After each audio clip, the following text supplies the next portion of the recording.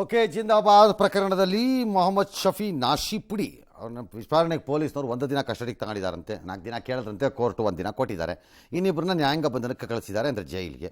ಈ ಮಧ್ಯದಲ್ಲಿ ವಿಧಾನಸೌಧ ಎಷ್ಟು ಸೇಫ್ ಅನ್ನೋ ಪ್ರಶ್ನೆಗೆ 89 CCTV ಇದೆಯಂತೆ, ಅದರಲ್ಲಿ 16 ಕೆಲಸ ಮಾಡ್ತಿದೆಯಂತೆ. 10 ಸರ್ಕಾರಿ ಕಟ್ಟಡಗಳಲ್ಲಿ ಕೇವಲ 108 ಜನ ಮಾತ್ರ ಸಿಬ್ಬಂದಿ ಇದ್ದಾರಂತೆ, ಯಾರೋ ಭದ್ರತಾ ಸಿಬ್ಬಂದಿ. ಇವೆಲ್ಲ ನಮ್ಮವ್ರು ಚೆಕ್ ಮಾಡಿದ್ದಾರೆ, ಒಂದು ರೌಂಡ್ ಹೋಗಿ ನೋಡೇ ಬಿಡೋಣ ಅಂತ. ಹೌದು ಸರ್. CCTV ಸುಮ್ಮನೆ ಒಂದೊಂದು ಕ್ಯಾಮ್ರಾ ಹಾಕ್ಬಿಟ್ಟು ಬಿಟ್ರೆ ಆಯ್ತಪ್ಪ, ವರ್ಕ್ ಆಗುತ್ತೋ ಬಿಡುತ್ತೋ, ಜನ ಎದರ್ಕತಾರೆ ನೋಡಿದ ತಕ್ಷಣ. ಇದೆ ಈ ಪ್ರದೇಶ CCTV ಇಂದ ಮಾನಿಟರ್ ಆಗ್ತಾ ಇದೆ ಅಂತ ಒಂದು ಬೋರ್ಡ್ ಹಾಕ್ಬಿಟ್ರೆ ಆಗೋಯ್ತು. ಅದು ಏನು ಮಾಡ್ತಾ ಇದೆ ಗೊತ್ತಿಲ್ಲ.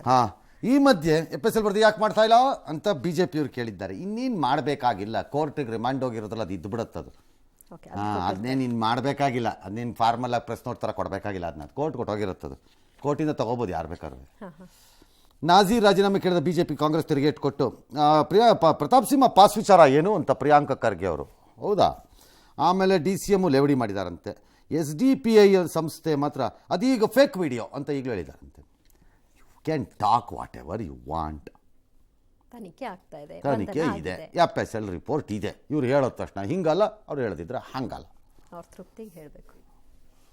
ಮೂವರನ್ನ ಬಂಧಿಸಿರೋದು ಸರಿ, ಆದರೆ FSL ರಿಪೋರ್ಟ್ನ ಯಾಕಿನ್ನೂ ಅಧಿಕೃತವಾಗಿ ಬಿಡುಗಡೆ ಮಾಡಿಲ್ಲ.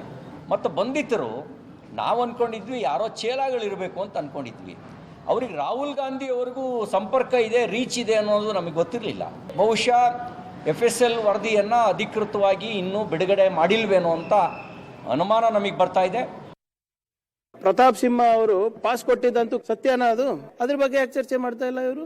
ನಾಸಿರ್ ಹುಸೇನ್ ಇದು ಮಾಡಬಾರ್ದು ಅನ್ನಕ್ಕೆ ಇವ್ರು ಯಾರು? ಮತ್ತೆ ಅವರು ರಾಜೀನಾಮೆ ಕೊಡಿಸ್ಲಿ ಪ್ರತಾಪ್ ಸಿಂಹಗೆ. ಪಾರ್ಲಿಮೆಂಟ್ ಕೊಡೋಣ, ಯಾವಾಗ ಬೇಕಂತ, ಯಾವಾಗ ಬೇಕು ಕೇಳಿ, ಯಾರಿಗೆ ಬೇಕು ಕೇಳಿ. ಮಂಡ್ಯ ನೋಡಿದಿರ ನೀವು? ಯಾರೋ SDPIನವರದು ಫೇಕ್ ವಿಡಿಯೋ ಅಂತ ಹೇಳಿರೋದ್ರಿಂದ ಹೇಳ್ತಾ ಇದ್ದೀನಿ. ಇದು ಈಗ FSL ಇಂದ ಬಂದಿರೋ ವಿಡಿಯೋ ಯಾವ್ದಾರು ಇರಲಿ, ಯಾರ್ದಾರು ಇರಲಿ, ಅದನ್ನು ಫೇಕ್ ಅನ್ನೋದಿದ್ರೆ somebody should go and file a complaint tomorrow. BJPನವರೇ ಕೊಡಿ, ಯಾರು ಕೊಡಿ ಒಬ್ರು. ಇದರ ಜೊತೆಲಿ ಇನ್ನೊಂದು ಫೇಕ್ ವಿಡಿಯೋನ ಮಾಡಿಬಿಟ್ಟು ಸ್ಲೋ ಮೋಷನ್ಗೆ ಹಾಕ್ಬಿಟ್ಟು ಫ್ಯಾಕ್ಟ್ ಚೆಕ್ ಅಂತ ರಿಲೀಸ್ ಮಾಡಿದ್ರಲ್ಲ ದಿಕ್ಕು ತಪ್ಸಕ್ಕೆ ಎಂದು, ಅವ್ರ ಮೇಲೆ ಕೇಸ್ ತಗೊಳ್ಳಿ ಹೇಳ್ತೀನಿ. ಅದು ಫೇಕ್ ಕ್ರಿಯೇಟ್ ಮಾಡಿ, ಅದು ಫೇಕ್. ಅದ್ರ ಮೇಲೆ ಕೇಸ್ ತಗೋಬೇಕು. somebody should file a complaint. ಈಗ ಯಾವುದು ನಿಜ ಅಂತ FSL ಇಂದ ಬಂದಿದೆಯೋ ಅದನ್ನು ಫೇಕ್ ಅಂತ ಕರೆಯೋ ದಾರ್ಷ್ಟ್ಯತನ ಇದೆ ಅನ್ನೋದಾದರೆ ಯಾರಿಗಾದ್ರೂ, ದೆನ್ ಒರಿಜಿನಲಿ ಫೇಕ್ ಮಾಡಿ ಅದನ್ನೇ ಚೀಫ್ ಮಿನಿಸ್ಟರ್ಗೂ ಮಂತ್ರಿಗಳಿಗೂ ಕೆಲವರಿಗೆಲ್ಲ ತೋರಿಸಿ ರಾತ್ರೋರಾತ್ರಿ ಅದೇ ಸತ್ಯವೇನೋ ಎಂಬಂತೆ ಬಿಂಬಿಸಿ ದಾರಿ ತಪ್ಪಿಸೋ ಕೆಲಸ ಯಾರು ಮಾಡಿದ್ರೋ ಮೂಲದಲ್ಲಿ ಅವ್ರ ಮೇಲೆ ಕೇಸ್ ತಗೋಬೇಕು. ಸುಮ್ಮನೆ ಅವ್ರನ್ನ ಬಿಡ್ಕೂಡ್ದು ಹಂಗಾರೆ. ಎಸ್, ಆದ್ರೆ CCTV ಸರ್, ಜನ ಅದಕ್ಕೊಂದಷ್ಟು ಹಣ ಅಂತಾನೂ ಇಡ್ತಾರಲ್ಲ ಸರ್. ಏನ ಮಾಡ್ತಾರೆ ಬಿಡ್ರಿ, ನಮಗೇನು ಬೇಕಿದ್ರು ಹಾಕೊಳ್ಳಿ, ಸಾಕಿದ್ರೆ ಬಿಟ್ಕೊಳ್ಳಿ, ನಮಗೇನು ಹೋಗ್ಬೇಕು. ನಾನಂತೂ ಅಲ್ಲಿ ಹೋಗಲ್ಲ, ಹಂಗಾಗಿ ನನಗೆ ಸಂಬಂಧ ಇಲ್ಲ. ಏನಾರು ಮಾಡ್ಕೊಂಡು ಹೋಗಲಿ, ಯಾವನಿಗೆ ಬೇಕು ಬೇಕಾದ್ರೆ CCನಾರು ಹಾಕೊಳ್ಳಿ, TVನಾರು ಹಾಕೊಳ್ಳಿ. ಎಸ್, ರಾಮೇಶ್ವರಂ ಕೆಫೆಯಲ್ಲಿ ಬಾಂಬ್ ಸ್ಫೋಟ ನಡೆದು ಇಂದಿಗೆ 6 ದಿನ ಕಳೆದಿದೆ. CCB ಜೊತೆಗೆ NIA ಕೂಡ ಬಾಂಬರ್ ತಲಾಶ್ ನಡೆಸ್ತಾ ಇದೆ. ಕರ್ನಾಟಕ ಸೇರಿ ವಿವಿಧ ರಾಜ್ಯಗಳಲ್ಲಿ ಶೋಧ ನಡೆಸ್ತಾ ಇದೆ. ಬಾಂಬರ್ ಸುಳಿವು ಇನ್ನೂ ಕೂಡ ಸಿಕ್ಕಿಲ್ಲ. ಹೀಗಾಗಿ ಬಾಂಬರ್ ಸುಳಿವು ನೀಡಿದವರಿಗೆ 10 ಲಕ್ಷ ನಗದು ಬಹುಮಾನವನ್ನು NIA ಘೋಷಣೆ ಮಾಡಿದೆ. ಮಾಸ್ಕ್ ಇಲ್ಲದ ಬಾಂಬರ್ ಫೋಟೋವನ್ನು ರಿಲೀಸ್ ಮಾಡಿದೆ. ನಂಬರ್ ಕೂಡ ಕೊಟ್ಟಿದೆ. ಈ ನಂಬರ್ಗೆ ಕಾಂಟ್ಯಾಕ್ಟ್ ಮಾಡಿ ನಿಮ್ಮ ಹೆಸರನ್ನು ನಾವು ಬಹಿರಂಗಪಡಿಸಲ್ಲ ಅಂತ ಹೇಳಿದೆ. ನಂಬರ್ನು ನಮ್ಮಲ್ಲೂ ಹಾಕಿರ್ತಾರೆ ಬೆಳಗ್ಗೆಯಿಂದ, ನೀವು ನೋಡ್ತಾ ಇರ್ತೀರಿ. 08029510900 ಅಂತ 2 ನಂಬರ್ ಏನೋ ಕೊಟ್ಟಿದ್ದಾರೆ. ಯಾರಿಗಾರು ಗೊತ್ತಿದ್ದರೆ, ನಿಮ್ಗೆ ಅದೇನಾರು ಅರಿವಿದ್ದರೆ ತಿಳಿಸ್ಬೋದು, ಬೇಕಿದ್ದರೆ ನಿಮಗೆ ಬಿಟ್ಟಂಥದ್ದು. ಇನ್ನು ಬೆಂಗಳೂರಿಗೆ ಜಲಗಂಡಾಂತರ ಕಾಡ್ತಾ ಇರೋವಂಥದ್ದು. ಬೇಸಿಗೆ ಆರಂಭದಲ್ಲೇ ಆಗಿರೋ ಅನಾಹುತ ನೋಡಿದ್ರೆ ಮುಂದೆ ಏನು ಕಾದಿದೆಯೋಪ್ಪ ಅನ್ಸತ್ತೆ.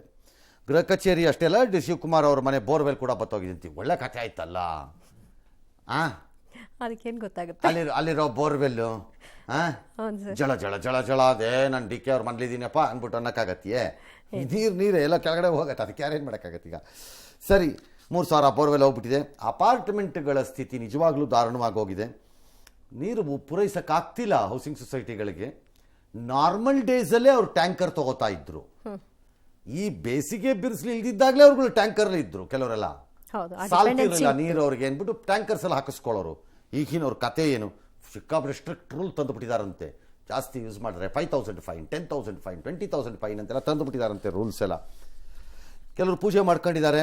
ಕೆಲವರು ಸಜೆಷನ್ ಕೊಟ್ಟಿರೋದು ಖಾಸಗಿ ಕಾಮಗಾರಿ ನಿಲ್ಲಿಸಬೇಕು, ಕಟ್ಟಡ ಕಾಮಗಾರಿಗಳನ್ನೆಲ್ಲ ಅಂತ. ಖಾಸಗಿ ಅಲ್ಲ, ಎಲ್ಲ ಕಟ್ಟಡ ಕಾಮಗಾರಿನೂ. ಬರೀ ಖಾಸಗಿ ಯಾಕೆ? ಎಲ್ಲ ಕಟ್ಟಡ ಕಾಮಗಾರಿನೂ ನೀರು ಉಳಿಸಲೇಬೇಕು ಅನ್ನೋದಾದರೆ ಅದನ್ನು ನಿಲ್ಲಿಸಬೇಕಾಗಿ ಬರುತ್ತೆ. ನೀವು ಬೇರೆ ದಾರಿ ಇಲ್ಲ ಅನ್ಸುತ್ತೆ. ಟ್ಯಾಂಕರ್ಗಳನ್ನು ಇನ್ನೂ ನೋಟ್ ಮಾಡ್ಕೊತಾನೇ ಇದ್ದಾರಂತೆ ಬಿಜೆಪಿಯವರು. ಕುಡಿಯೋಕ್ಕೆ ನೀರು ಕೊಡೋಕ್ಕಾಗದಿರೋ ಸರ್ಕಾರ ಯಾವ ಮುಖ ಇಟ್ಕೊಂಡು ಚುನಾವಣೆಗೆ ಹೋಗುತ್ತೆ ಅಂತ ಅವ್ರದ್ದು ಪ್ರಶ್ನೆ. ಬೇಡ ಕತೆ ಜನರದ್ದೀಗ. ಇನ್ನೂ 2.25 ತಿಂಗಳು, 2.25 ತಿಂಗಳಿದೆ. S,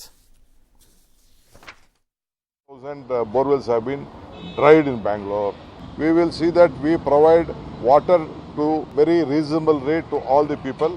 We know that we are concerned. ಕುಡಿಯೋ ನೀರಿಗೆ ಹಾಹಾಕಾರ ಇದೆ. ಎಷ್ಟು ಜನ ಸಚಿವರುಗಳು ಬರಗಾಲ ಪೀಡಿತ ತಾಲೂಕುಗಳಿಗೆ ಪ್ರವಾಸ ಮಾಡಿದ್ದಾರೆ. ಮುಖ್ಯಮಂತ್ರಿಗಳು ನಮ್ಮನೆಗೂ ನೀರಿಲ್ಲ ಅಂತಾರೆ, ಉಪಮುಖ್ಯಮಂತ್ರಿಗಳು ನಮ್ದು ಅದೇ ಕತೆ ಅಂತಾರೆ. ನಿಮ್ಗೆ ಅಸಹಾಯಕತೆ ಇದ್ರೆ, ನಿಮ್ಗೆ ಅಸಮರ್ಥತೆ ಇದ್ರೆ ಅಧಿಕಾರ ನಡೆಸೋದಕ್ಕೆ ನಾಲಾಯಕ್ಕಿದ್ದೀರಿ. ಕನಿಷ್ಠ ನೀರು ಕೊಡುವ ಯೋಗ್ಯತೆಯೂ ನಿಮ್ಗಿಲ್ಲ ಅಂತಂದ್ಮೇಲೆ ನೀವು ಯಾವ ಪುರುಷಾರ್ಥಕ್ಕೆ ಅಧಿಕಾರದಲ್ಲಿ ಇರಬೇಕು?